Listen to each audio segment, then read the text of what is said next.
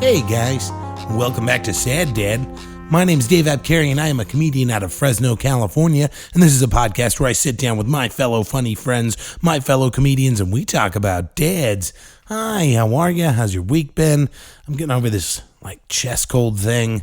My voice sounds like garbage, sounds like just like a chimpanzee just banging rocks together. That's what it sounds like. It's just all gravelly. Somebody called me yesterday, it was 2 days ago, and I answered the phone, and it was like noon, and I realized I hadn't actually said any words out loud. I was just working on stuff all morning, and didn't interact with a single human. And I've got this chest thing going, and I answered the phone, and it was some fundraiser for some police charity or something. And I said words, and it literally just sounded like just dirt falling out of my mouth. I was just, hello, and the guy on the other end was just like, good afternoon, ma'am. And I think he thought I was some weird, truck stop diner waitress lady or something. Just, thanks for calling, and I'm just sitting here smoking my cigarettes. Oh, speaking of, coming up on 3 months since my last cigarette. I'm pretty proud of that. So that's exciting. That's good news. I'm willing to give up the cigarettes. I'm not willing to give up the smoke breaks, though. I still like just standing out on my front porch, just watching I live out in the country, so there's cows across the street. And we have this cat, it's a property cat. He just roams around. And this cat, my last girlfriend, my last big ex, she got this cat. We broke up about 1.5 years or so ago, but she always had cats, and she loved cats, and she grew up in the city, and all of her cats lived to 23 or something. They all died of natural causes. And out here is a hard life for a cat. If you're not run over by a car, you're ripped to shreds by coyotes. It's awful. And she always wanted to get a cat while we were together. And I was like, I really don't want a cat because I always fall in love and then something terrible happens to him. And she just thought I was being an asshole, And so, but then she worked at this restaurant, and there was this litter of kittens, these dumpster kittens behind the restaurant, and she grabbed one and she brought it home, and she's like, we have a cat now. And I was like, oh, and I immediately fell in love with it. I was so mad. It was so cute. And it ended up, and then we broke up, and she's like, I don't think I want the cat. I'm like, well, God damn it. Then I was stuck with a cat, and then I just kind of just let it do its thing. And it's the best cat we've ever owned. Anyway, I was watching it on my faux smoke break where I go out and just huff on my vape for a little bit in the morning. I'm just watching this cat, man, and it's a prolific, it's a sweet cat. It'll walk right up to you and you can pet it and it'll love you. But man, it is a murder machine. This thing is just, it has this weird, I don't know, it doesn't interact with a lot of other cats.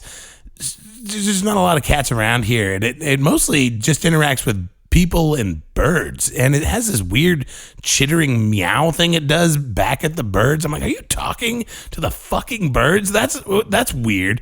But then, so it's you think it's friends with the birds, but then it just keeps murdering all the birds. And this morning I was watching this thing. It was trying to catch a gopher, and it was just kind of the gopher. It looked like it was going to get it, and then it didn't. It missed the gopher, and this cat. This cat, instead of being able to catch the gopher, it got mad. I guess it got mad, and it just took a shit right down the gopher's hole. I love that cat. It's a great cat. Cool, guys. I have a really cool episode of Sad Dad for you today.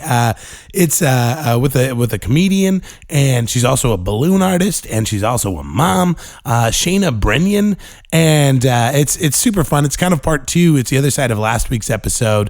We hear her son in the background. He's there with David Sharp, his dad, and he makes some noise at a few points, but he's a good kid, and the balloon, I did not think I was going to get so into the balloon artist element of Shana's backstory. I could have done an hour just asking her questions about balloon art. It was, so if you're not into the balloon art portion of this show, I apologize because I was super into it. And so, yeah, and she gets very real. I mean, there's some it's a really good chat about her dad. And, we get, it's something it's something we don't talk a lot about like expectations of our parents, and I don't know. We towards the end of this, we get into some really, really good stuff, and she kind of goes some really, really real places, and I was just so grateful. It was such a real, honest chat, and she's such a great guest, and it was awesome. So I think you guys are gonna like it a lot. I really like the artwork I put together for this week's episode. If you hop over to my Instagram or Facebook page, I really like the way it came together. So you can check that out. It's a nice display of Shana's ability as a balloon artist. So check that out. And cool. Well, let's do the damn thing, guys. Let's hop into it. Here we go. Shana Brenion. Sure, I'm working all the time.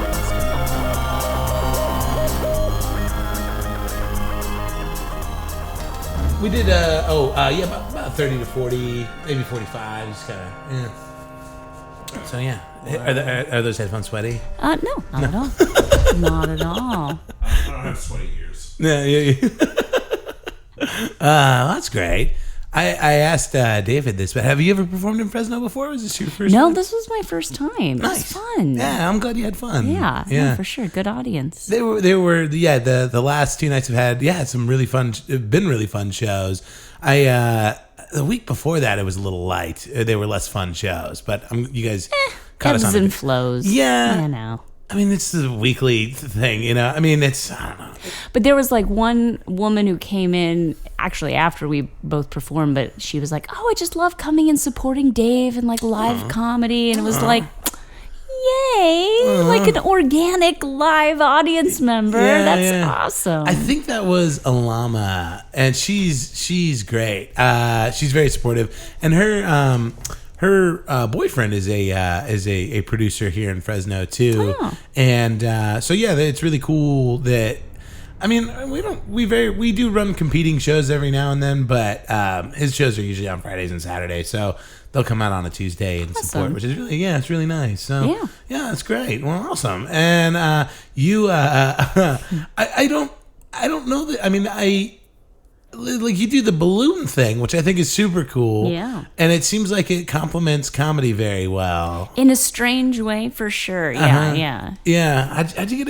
How did you get into balloon art? Well, okay, so I've always been a big nerd and like into cartoons for sure, and comics, and performance as well, like theater and whatnot. And so I was like, oh yeah, like I could do face painting. That's like a thing I could do to make some extra money, because I worked in an office at the time. And I started doing face painting, and it was fun. I loved it. And so like I quit my day job because I was able to make enough money. But people always ask like, oh, do you also do balloons? It's like, I can learn some simple balloons, and I learned the stuff everyone does. Sure. But then like after 5 years or so, it's like I just got sucked in, because there's so much more you can do with balloons. Wow. Nobody sees like really cool balloons. Everyone sees good face painting. No one sees good balloons. Sure. And there's this weird like culture of balloon artists out there that people don't know about, but there are like conventions, international conventions. I mean, is it kind of like it almost strikes me like almost like, like how magicians like create tricks? I mean, is it similar where you guys are like creating like a new technique or new, like, I mean, a little bit. I mean, like kind of. No. World, yeah. I mean, okay, so I know people who are both magicians and balloon artists. And so there are conventions for both. Now, magicians will like develop a trick, and then like you go to a convention, you watch their lecture, you pay for their trick or whatever. But other than that, they're very secretive. And balloon artists are like, whatever you want to learn, let's share. Like, I'm open. You can tell a balloon artist who's come at it from magician work because they twist off to the side or behind them, like kind of like hiding. It's like, nah, out front, no one can. Sure. I mean, I guess maybe. Well, yeah, and I guess it makes sense that they'd be less secretive because it's all fleeting, I mean, it's all out in the open. Yeah. It's not like, if you know how to do the general techniques, there's no way, like I can look at a picture of balloon and see how it's done. At some point you have enough literacy in the medium to be like, okay, I can see what colors you use, what size you use, and there's a finite number of things you can do to a balloon. It's like a cylinder of latex. Like there's not a whole bunch. Right. But like, once you put it together, so I call it like a vocabulary of shapes. Oh, man. It's in my head. I'm trying so hard to not make this an hour-long podcast About balloons, yeah. My dad was a balloon. Oh, really?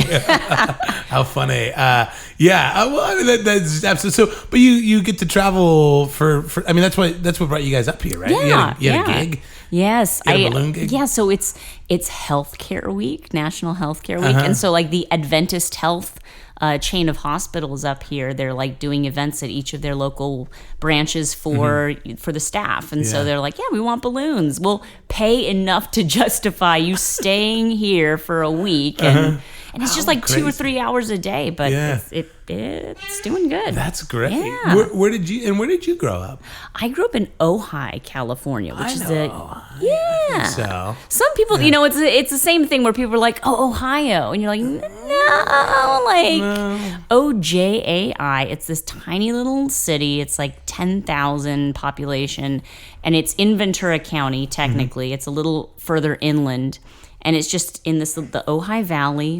And yeah, it's got this weird kind of culture there. It's like part hippie. There's like you can buy crystals in Ojai and candles, and like you can get your chakras aligned or whatever. But then there's also like the Hollywood elite sometimes will like have a house in Ojai because it's very natural, beautiful hiking. It's gorgeous, but it's also like close enough to LA that like you could get there to film for your project, but also you can afford not to live in LA. Right. And then there's also like white trash. No, nice. Well, yeah, so like we've got there's one public high school in Ojai, and that's where I went. There are 7 private high schools. Whoa. That's the disparity there, where it's like there's boarding schools and like just like real specialty schools, but just like one public high school where all like all the trash kids go. Yeah. Oh, that's funny. And so growing up, are you like a real artistic like? Yeah, for sure. And doing all that stuff. Yeah, I was an art kid, art and performance. So like those are like visual and performance art. I did all every year I was in the high school musicals and all that. Yeah. But I was also in all the art classes doing that sort of thing. I got you. I mean, was that something your parents got you into, or was that just something developed on your own? A little bit. So my mom is not artistic at all. Like she is baffled by that side of me. But my dad is he's a musician. Like he not professionally or whatever, but he plays guitar. He's got a good ear. Like he could always, as a kid, we had a piano. He could always pick something out, and I was like, oh, I was very impressed by that. And his father, my grandfather on his side, was a professor of art at like, I forget which college, but some college down in LA. So like we have a lot of paintings by him in our house. So he, the art side of the family has always been there, and that's where I got that from. So they encouraged that for sure. My parents are hippies or ex-hippies, and so it was like, oh yeah, arts and performing, and so that was that was cool. How'd they end up in Ojai? Well, so my parents both went to UCSB as well. Oh, funny. At the same time as David's parents on earlier episode. So like it's that same culture of like just Vietnam War, but they're all going to school. My dad actually was did grad school there just to kind of avoid the draft. Oh man, what if there was like a weird timeline where like his dad ended up with your mom, and your mom ended up. Yeah, sure. Like Porter still exists, but it's like a strange, different DNA that comes. There's a weird little swirl in there. Yeah, interesting. It could happen. That's so silly. But, okay, got you. So they're there.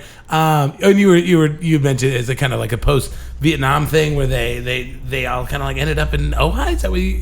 Well, so my parents, my grandfather passed away right after they got married, and so they got a little bit of money, and so they're like, you know what, let's buy a house, and so Ojai was where they ended up finding a place. Gotcha. And it's a nice community. It's real safe and real, like, a little remote. Like, as a kid growing up there, you're like, man, there's nothing to do. This sucks. And then as an adult, you're like, I was fucking lucky. This is nice. Yeah, because it's like it's a great place for grandparents to live, for sure, because you're like, here we go to this quiet, safe, sweet, beautiful little town, but also we don't have to live here the whole time, because it's a little boring, but you know, it's gorgeous. But so yeah, my mom was a public school teacher at first with the Ojai Unified, and then she moved to Ventura, or started working in Ventura, but that's still just like a 20-minute commute. I got you. So what? And for you, at one point, I mean, obviously there's the performing arts and the visual arts stuff.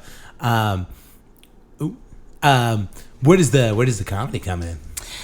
Well, okay, so, you know, theater, like, I was always, I don't know, a lot of kids kind of develop the humor as like a deflection kind of thing. Yeah. Like, when I realized I wasn't going to be a popular kid, I was like, I can be the funny kid. That's so funny. But, you know, and I was also one of the, I mean, this is not a brag, but I was one of the smart kids. But, like, again, this is in like the high school level, like not a genius. But, like, yeah, I was in the AP classes and whatever, and so it was like, okay, I can be like the witty one, you know, and that was a thing that I kind of liked to develop. I always thought of myself as like a supporting character, like funny. as comic relief. Like if I had a best friend, it's like, well, she's like the main character in our story, and I'm like the, hey, what's up? I'm the one. The Kramer, yeah, exactly. I was like, you know, the Janine Garofalo, like on the side, like, what? I'm making commentary on your life because it's your story, Lonnie. And it's so weird, but like I was comfortable there. You know what I mean? Like then there's not too much pressure. I mean, and I get that a lot. Like, I mean, I tend to position myself like that too. Like even in comedy, like my partner is Danny, and Danny's the one that's been in the scene for 12 years, and everybody knows him. And I like being second in command because I have a lot of the authority, but ultimately when shit goes down, it's on that other person. Deniability. There's that whole like privilege of being second in command. It's kind of a nice place to be. It really is, you know. I 100% agree with that.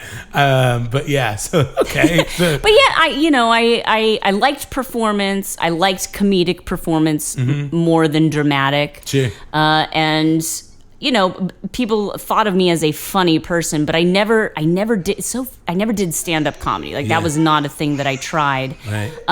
But I did like in my 20s, my mid-20s, I joined an improv troupe in Ventura. Yeah. Because I was like, you know, I'd always been interested in that. I always loved watching, you know, whose line is it anyway, or whatever. Yeah. And I was like, that looks fun. I bet I could do that. I'm quick. I'm, you know. Yeah. And so I became a member of that troupe, and I did improv with them for maybe like, I'd been doing it for 8 years. And then David Sharp joined the troupe also. Oh, is that how you guys met? Yeah. You went through improv? I know. That's cute. Yes, and. Yes.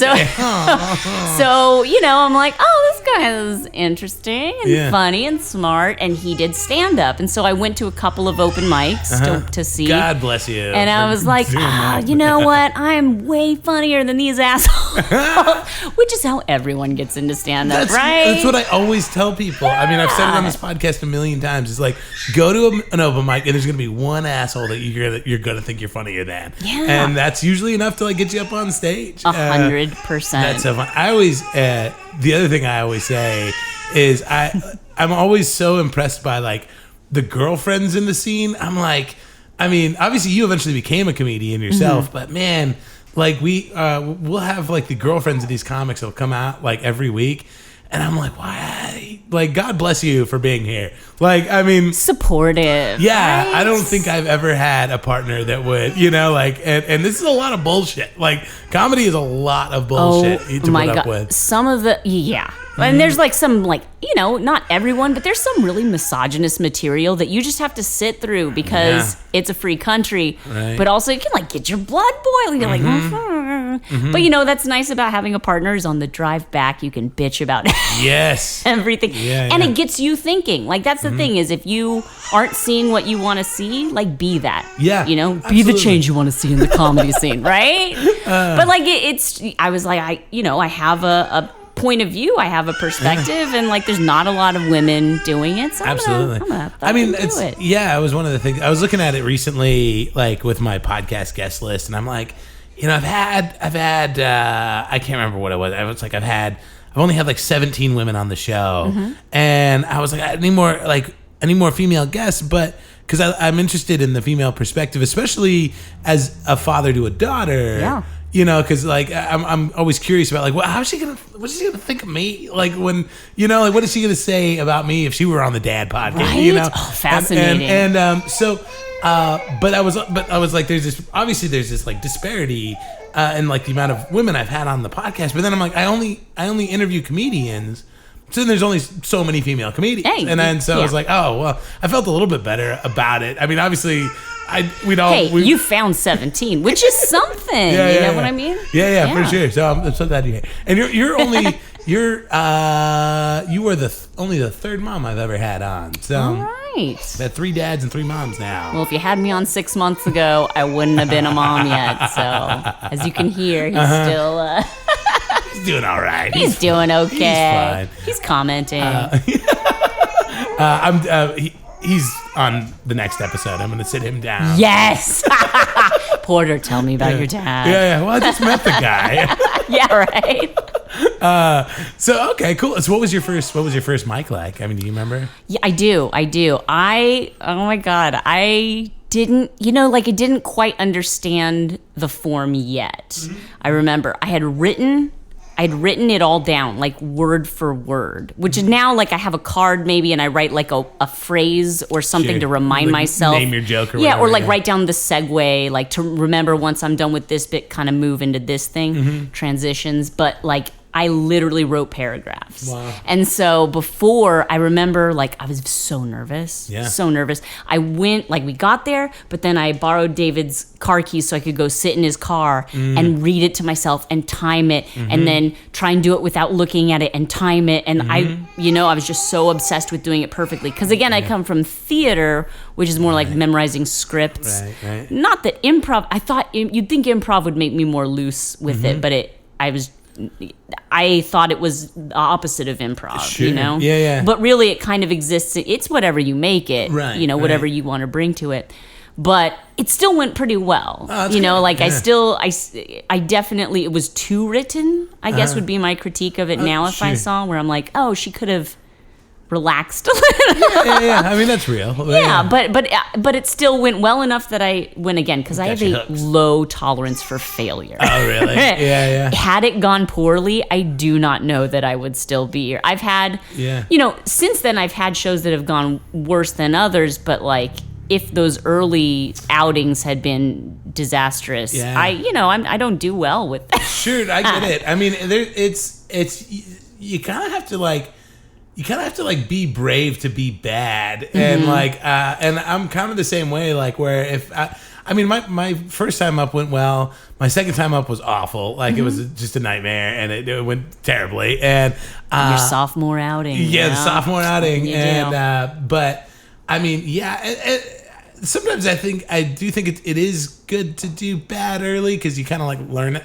How to bomb. You learn more from doing poorly than you do. I mean, you learn stuff from doing well, but like when you do badly, it's like, okay, now I can dissect like what went wrong, what not to do. Right. But I'm 100% with you in that if my first time up had gone, I've been like, well, comedy's not for me. I tried it that one time. Yeah, no. So like, I guess. got so lucky. Yeah, I mean, I'm very lucky it didn't go poorly because, but yeah, if it goes bad, man, just get back out there. Who cares? Were you listening to much comedy like growing up? Or I mean, were you? I like like I'm going to reference David Sharp so much in this, but it's because there's a lot of similarity in the way we were brought up. But like, Sure. father really into like Monty Python, so like a lot of that. Sure. Saturday Night Live was just on, and that's just like part of the culture. Yeah. But I wasn't real big into stand-up. Sure. Again, it's sort of this funny thing, because I was, actually, this is silly. I was looking through, like, my mom gave me a big ol', one of those, like, Rubbermaid bins of, like, stuff from my childhood. Like, you take this. I don't want it in the house anymore. And I'm looking through it, and we had a 6th grade yearbook. I'm doing air quotes for our listening audience. But it was basically like a stapled together packet of paper. It wasn't bound or anything. But we'd put together a yearbook, and every single student had a most likely to. Oh, okay. The class, the yearbook staff had decided to assign one to everyone. Everyone got And one. mine was most likely to be a stand-up comedian. Are you serious? Bonkers! That is bonkers. How And funny. I remember being disappointed at the time because I wanted to be an actress. Oh, how funny. Someone else got actress, and I'm like, what? Oh my God. And now I'm like, fuck comedian? acting. Comedian, like, you're using your own words with comedy and like Yeah. using someone else's words with acting. Sure, and so sure. it's like, okay, like now I feel bad. Yeah. But it's crazy how like people kind of saw that in me, and I was like, nope, what are you talking about? Yeah, I dealt with a lot of that too, where I didn't really like. I watched stand up. Like I watched an occasional like special on Netflix or whatever. Yeah, exactly. I mean, it was like I liked it, but it was not. And everybody would be like, "Oh, you should be a comedian." I'm like, how do you even do that? Exactly, Like, you exactly. know? Like, oh yeah, well, I should also be a lottery winner, but Sure. I mean, but I was like, when I look back on it now, I'm like, I would like think of a thing that I thought was funny and look for an excuse to say that thing to somebody for the sake of a laugh. I was like, I was just running bits. Like I was doing bits. Yeah. And I didn't even realize that. I would tell stories of like craft anecdotes. Like if something funny happened to me, I'd be like, okay, so when I tell it, I should make sure to tell this part first so that this part makes more Yeah. sense or hits harder. And Right. like, that's the way that a comedian approaches writing, but 100%. I didn't realize that's what I was doing. I just thought I was being, trying to make well-crafted conversation, but it's definitely comedy. Yeah. It's in there. Yeah, for sure. That's fascinating. How did you get into improv? What was your draw to that? Again, I'd seen it before, and I thought, maybe I'd be good at that. People tell you, oh, you're funny. Oh, you're so funny. Yeah. And so it's like, oh, that's a thing that doesn't require a lot of rehearsal for. I don't have to memorize something. At the time, I was doing balloons already and like party entertaining, and that takes up your weekend a lot. Sure. And so, I wanted to, if I had my choice at the time, I probably would have done some theater, some like, local, but shows are always on weekends, rehearsals are always on weekends, and I Right. was like, I can't do that. But improv, you just show up and do it, I'm a very like low homework tolerance kind of person. Just coming and do Yeah, the damn thing. Exactly. Yeah, just smoking a cigarette. All right, Exactly. Let's do this. Dark sunglasses. Fuck it, we'll do it live. So yeah, that was my this is low stakes, and I thought it would be fun, and it was a lot of fun, and Yeah. it developed. I'm glad I did it. It made me probably a better balloon entertainer. How Honestly, funny, because yeah. I'm in the moment with the Yeah. kids. It's all improv with the kids. I mean, there's a lot of this that translates to other parts of life, I mean, just not having like complete and total existential dread at the idea of public speaking is a wonderful feeling to me. You know, I mean, and I feel like that's the thing that like muggles most come to me with, like, oh, I could never get on stage. Yeah, like I could yeah. never do that. And it's like, oh, okay. Like it's interesting to me because that's never really been as a child. You're just like, I'm look at me. Yeah, I was yeah. always on the stage. And I remember a couple of years ago, I was taking a communications class, and it was a public speaking class, and everybody was super nervous. And I'm like, wait, you're telling me I have an audience of 30 people that have to stay quiet and can't heckle me? I'm like, oh, it's on. Like, this is a dream. Right? And that was everybody else's worst nightmare. And Don't tell any other stand-up comedians. The class will be full. The teacher will be like, what the fuck is this? Okay, you got to stop doing your Tide 5 up there. Yeah. Seriously. That's funny. It's a dating's hard, right? Yeah. This is supposed to be a speech about Civil War. I don't know. Yeah. Whatever. Civil War. Anyway, so you're Shana Brenion. Yes. Was was so nervous about saying your last name because the way It's a weird name. I learn everybody's names is usually I host the comedy show and I say their name. But I have not said your name out loud all the way through because of the way you and David do your act, which is super cute, where he goes up and then he'll do his act and then he'll bring you up. You guys will hand off the baby on stage. Shift and it's change. super cute. And then you do your set. So I haven't actually gotten to like introduce you from stage. I've never had that moment where I'm like, I got to learn how to say her name because... Hey, So- you flawless. I went out on the porch and I looked up your Facebook and I made Shana sure Brenion. I made sure that I got your last name right. I put that. You know, one of these days it'll be sharp and that'll just be easier for everyone. Oh my gosh. So much easier. So this is a podcast about dads, and you have a dad. I do. You've already mentioned him a couple times. Yeah. Where did your dad grow up? So Keith he was born in New Jersey. Okay. But his father was in the armed forces. It was the end of World War II, but he was a little too old to be fighting so he was teaching, I don't know all the details, but he was teaching, younger men before they went out and I think he was like teaching aircraft recognition so you could recognize the silhouette. Oh wow! What country it was just by seeing, because it's far away. You can't always see what's painted on the tail. Sure. So he was teaching stuff like that. Wow. Because he was military, they kind of moved around a little bit while he was a kid. Dad born 1944. Oh, okay. And then just pre-baby boom, and then he ended up settling in Southern California in La Cañada. Okay. So that's kind of like in the north end of Los Angeles. Yeah. Out like by Pasadena. It's like those towns that sound like they could be Mexican restaurants. Yeah, right? Delicious. There's delicious enchiladas at this place. Yeah. So authentic. But yeah. La Canada. Okay. Yeah. But yeah, he went to high school up there, or down. I don't know, or where are you when you're listening to this? But yeah, he went to high school there, and then went to UC Santa Barbara for college. What's he going to college for at that time? History. Okay. Yeah, my dad has always been a big history buff, a big, a nerd in his own. That's super nerd. And so, yeah, he was real big into World War II, which I think that makes sense. If you're born at the tail end of it, Sure. You grow up watching all the media that's like all those movies about like, this is like what everything, all the movies John are coming Wayne out of. and all these Exactly. guys. Tora. And Right. you're idolizing because that's when war was like manly and good. Yeah, and it was a relative. I mean, it was a just war for the most part. For the most part. And then you talk to the Japanese side of my family and you get another side of the story. But that's why we're talking about dads, and dad is white. So, yeah, no, but for sure, it's like, you're going in and you're kicking Nazis' asses. Like, what's not to idolize? Right, so, right. yeah, he was very into history. So I think he thought he was going to be a history teacher. Like that was kind of like his end goal. If there was one, who has a goal as like a college kid, really. Sure.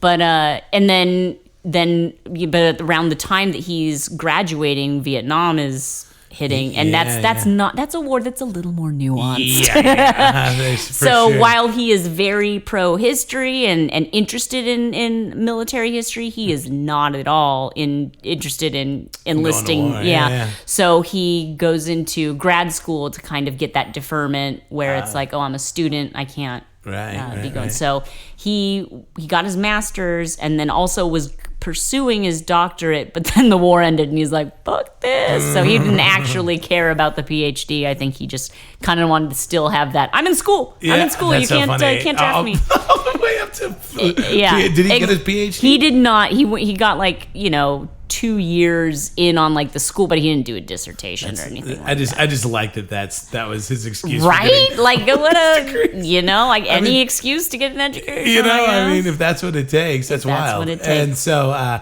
So yeah, he's going to school. And what does he end up doing though? So to hear him tell it, when he left school, there were like no teaching jobs. At the time that he went to school, he said everyone was like, oh, they'll always need teachers. They'll always need teachers. And he graduates and they're like, we don't need any teachers. Wow. We got so many of those. So he got a job with the public school district as a maintenance worker. So just yard work and like janitorial stuff. Yeah. And literally stayed with that for the rest of his career. I always was fascinated by, and like, if I'm gonna be honest, because he's not listening to it, like a little ashamed by the fact that my dad is like very highly educated, very smart guy, like with a mind for facts and like dates and just like trivia, but no ambition, like no motivation to do anything beyond what had been cutting the mustard, and like was promoted within those departments until it became an office job, but it was still with a maintenance department for a public school. And hey, all public school workers, my hat is off to them. My mom was also a public school employee. She was a speech therapist. Gotcha. But like that was just, and good benefits. You get summers off to vacation with your kids. There are reasons for it. But it was just, I think it also, like, I think part of the reason I have judgment about it is because my mom had some, like, a little bit of resentment towards it, where it's like she thought she was marrying this like smart guy who was like upwardly mobile, and he like you take a job when you're young because you have to, and then he just stuck it out and rode it until what do you think that was retirement. Like what do you like, was he, I mean, was he I think that he, like myself, was just like very unmotivated. And I won't say that I'm unambitious, but I one of the reasons I love being self-employed is I can do as much or as little work as I want to do. And I could be much more successful and much busier if I put in more work. But that's one of the biggest things I feel like I need to personally work on, is I need to buckle down sometimes. No one's there to like tell me to do something. I have to tell myself. It's rough, man. Holding yourself accountable is the worst. Oh yeah. When you can get by on less. Right. When it's like, but now I have a kid. I mean, I think that's in a lot of ways why I position myself in the comedy scene like I have, because for me, my comedy, because I'm helping produce so many shows. My comedy is like, me doing comedy is also benefiting others, because I'm putting on the show. So like I'm forced to, like in my head, I'm like, it's not just about me getting up and getting stage time. It's like, no, I have to go put on this show because other people are counting on me for sure. And it's like, if I were not doing that, I don't know if I'd do as much comedy. That is so true. Yeah. That's such a good point. Yeah, no, when something is on the books, like you've promised something to someone and you've like, then it's like, yes, of course I'm going to make it happen. And when it's just you that you're accountable to, it's like, fuck that guy. Yeah, exactly, right? That bitch, what's she done for me? That's so funny. But yeah, I feel like that part of my personality 100% comes from my dad, because my mom is maybe less like, just I'm gonna say less intelligent, and I don't mean that in a mean way, but I just mean like, as far as like out the gate, like comes easy to her. Like it doesn't come easy to her. She works hard. She's a hard worker. She's an organized person. She tries, and it's paid off for her. She's done quite well for herself, and she's, but my dad, meanwhile, it came easier to him and it came easier to me, and it's like, we're just smart enough to know how much work we can get away with not doing, which is dangerous. And that's one thing, like as a mom, I'm totally, these are not traits that don't apply to David Sharp. Sorry, babe. But like, like that's something I'm like, I want to make sure my kid understands that there's value to working hard. Like you can push yourself, just because it comes to you easier than it does to the other kids, doesn't mean you should coast. Like you should challenge yourself. And that's because that's such a life challenge for myself. It's like, okay, I'm going to make sure that this kid doesn't coast too much. Yeah. Because like if you're smart, if things come easy to you, you can get away with doing less. That's right. Yeah, 100%. But the people who are really successful are the people who aren't satisfied with and that. especially if you're like charming and good looking. And I think he's going to be really charming and good looking. And I'm so sorry, baby. Right? I'm so sorry, Porter. What have I done to you? Cursed you with good genes. Yeah, it's going to be real tough. No, but I know. Fucking first world problems. The world is just going to be bowing to your child. No, he is the golden child. And I mean, obviously, there's some like similarities between you and your dad. But what was your relationship like with your dad growing up? So it's so weird. I know, like earlier, we were talking about like the 4 types of dads. Yeah. My unified theory of dads. Yeah, I love it because it totally applies. But I feel like my dad is like heavily on the good dad, but straddling into the absent dad, and not in a like he wasn't there kind of way, but in a he's kind of going through the motions kind of way. He was at every cross country meet when I ran cross country. He was at every performance. He has supported me in my weirdo artistic ventures. So I don't feel like I know him that well. Like he's there and he's doing all the things, but like we don't really talk that much. Now, I feel like with my completely not qualified opinion that he is on the autism spectrum. Oh. Like my dad is like probably Asperger's, like just a little it's a little harder for him to connect maybe socially and genuinely with people. Like he has the ways that he does things, and I 100% think he loves me and loves our family, and but like there's just always been a little bit of a distance between us, and I'm sad about that. As a parent now, I've like thought about that. So I try, when we bring Porter over to Grandma and Papa's, talk to him, but it's hard. I mean, you've got like 37 years of this one way of relating to one another, and now you're like, hey, let's talk. Who the hell are you? Yeah. It's hard. That is tough. Yeah. But like, I don't want to like throw him under the bus, because again, he's done all the right things. Like he's definitely checked all the good dad boxes. Right. But like we haven't had like a lot of like conversations, like real conversations. We've talked about like things we've watched. Did you have a lot of siblings? I mean, I have one sister.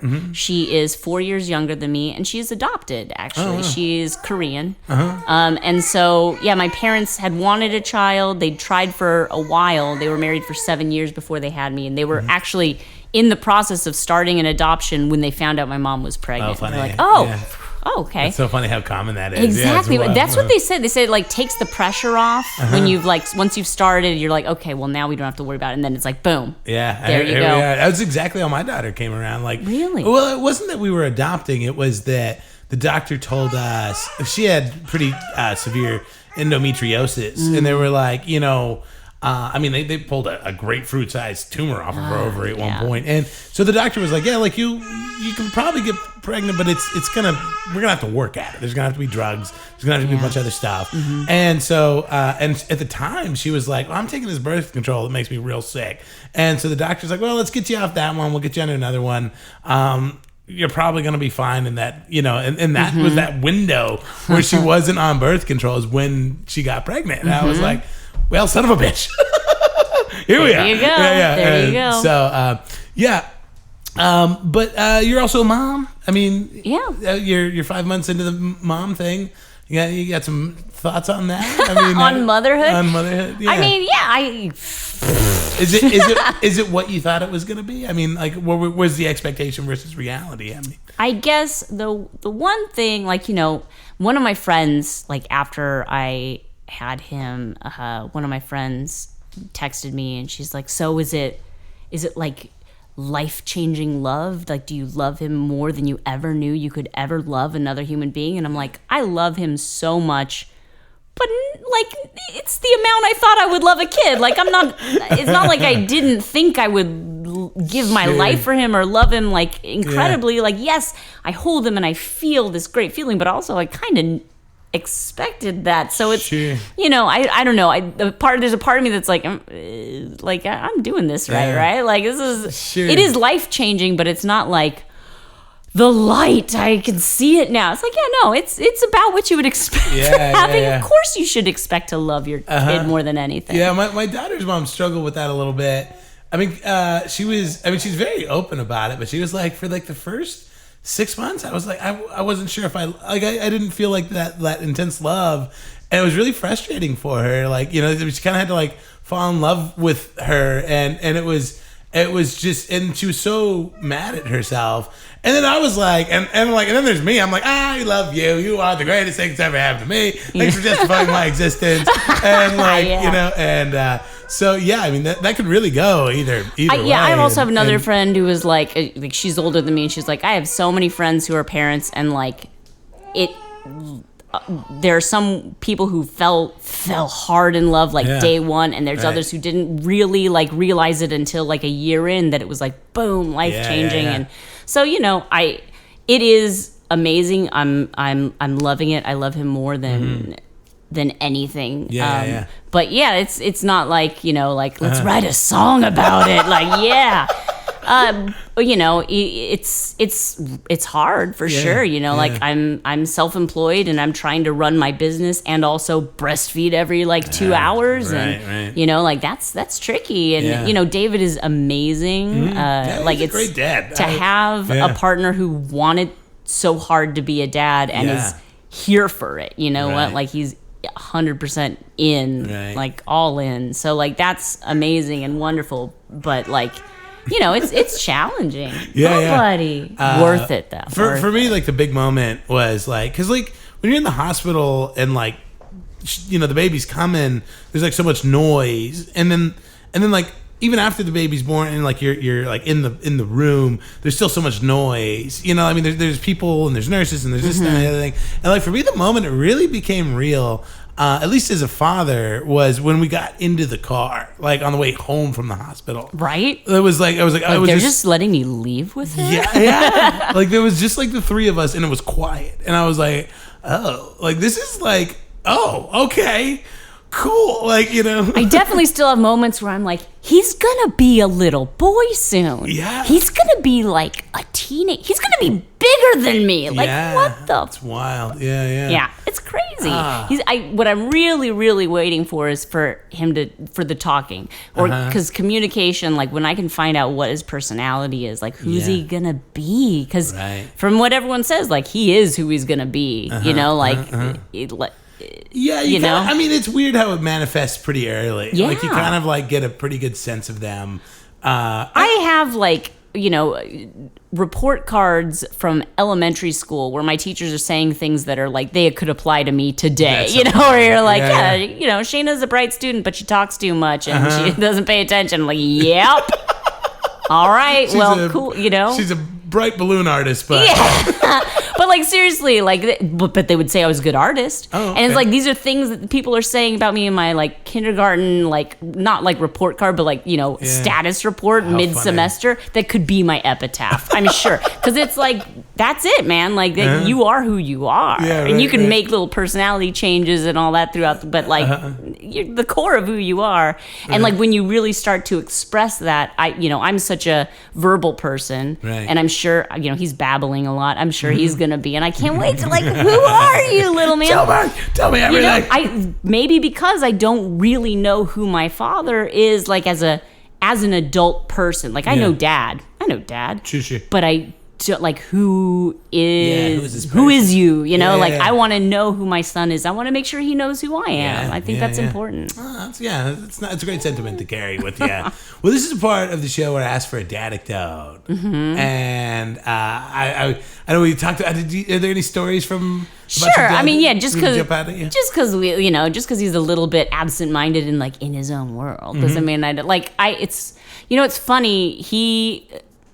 He and David Sharp's dad, it's when I first met David's dad, because, you know, there's that whole like meet the parents thing where you're like, oh my God, what's this gonna be like? Yeah. And then I realized, like, halfway in, I'm like, oh, this is just my dad. Like, into World War II, big nerd, like, into comedy stuff, but, like, not a comedy guy. Like, oh, yeah, I know. Hello, Mr. Sharp, aka Mr. Man. Like, I know exactly who you are. But David's dad is a little more present and, like, more. I get more of a connection there. Yeah. But my dad also went to UCSB, also during the riots. Like, he was arrested once for violating curfew. They had established a curfew that was, like, unfair. In fact, the arrest record was expunged completely, as it was everyone who was in violation of that afterwards, when, like, a judge ruled that it was unconstitutional curfew that they had established.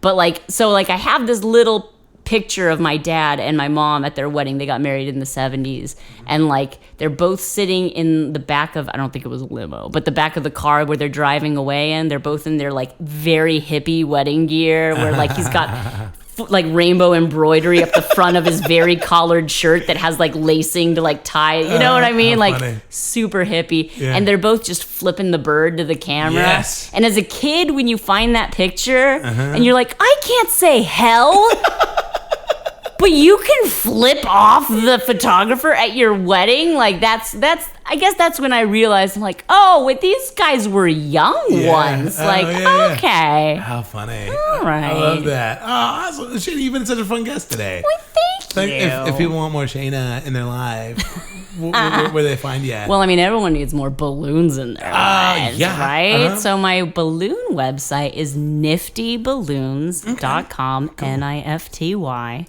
And that's, like, honestly most of my online presence, because I do comedy on the side almost. I haven't really put a lot of effort into that. I sent you a friend request 2 days ago. We're still not friends. I have not checked it. It's not that I'm ignoring you, I promise. You're momming pretty hard right now. I get it. It's all true. good. Sleep, what's sleep? So, I'll link your website in the show notes, though, so people want some balloonage. Yeah, cool. Okay. Awesome. Well, thank you so much for being on today. Thanks for having me.